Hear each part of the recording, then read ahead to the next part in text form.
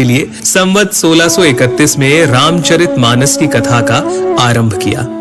गोस्वामी जी स्वयं कहते हैं कि 4 वेद, 18 पुराण और सभी शास्त्रों को पढ़ने का फल आपको रामचरितमानस से मिल जाता है। राम जी की कथा सबसे पहले शिव जी माता पार्वती को सुनाते हैं। रामचरितमानस के बालकांड में आपको बहुत सारी कथाएं मिल जाएंगी, जैसे सती माता का भ्रम और उनके द्वारा राम जी की परीक्षा, शिव जी द्वारा सती माता का त्यागा जाना, सती माता का दक्ष यज्ञ में जाना और पति के अपमान से दुखी होकर योगाग्नि से देह त्यागना, और फिर पार्वती जी का जन्म और शिव विवाह। परंतु राम जी के अवतार लेने के 2 मुख्य कारण रामचरितमानस में आप जान पाएंगे।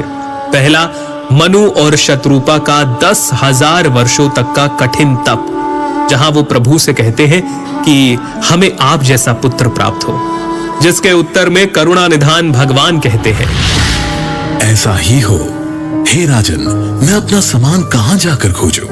अतः स्वयं ही आकर तुम्हारा पुत्र बनूंगा। और दूसरा कारण नारद मुनि का भगवान विष्णु को दिया गया श्राप।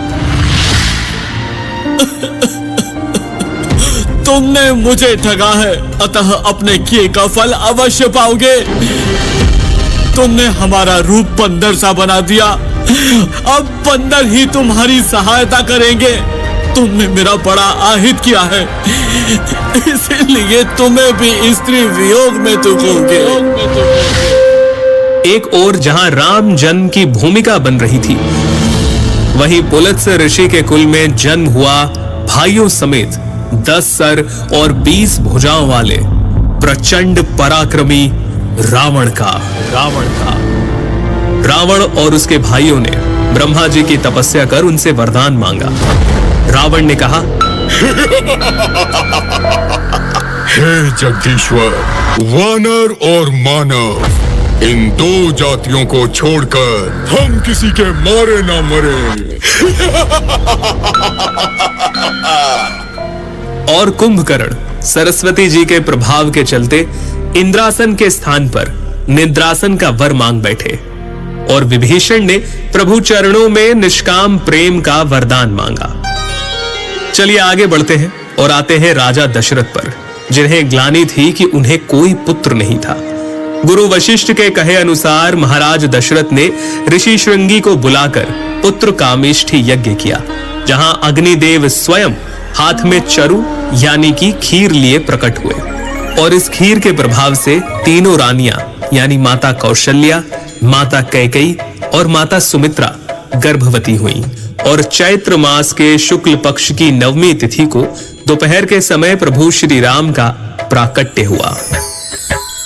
9वीं तिथि मधुमास पुनीता,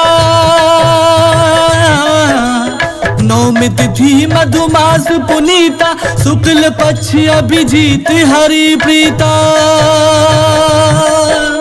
मध्य दिवस अति शीत न घामा, पावन काल लोक विश्रामा। राम सिया राम बोलो, राम सिया राम बोलो, राम सिया राम बोलो राम। इसके आगे क्या क्या हुआ, प्रभु ने क्या क्या लीलाएं की, हम आपको जरूर बताएंगे।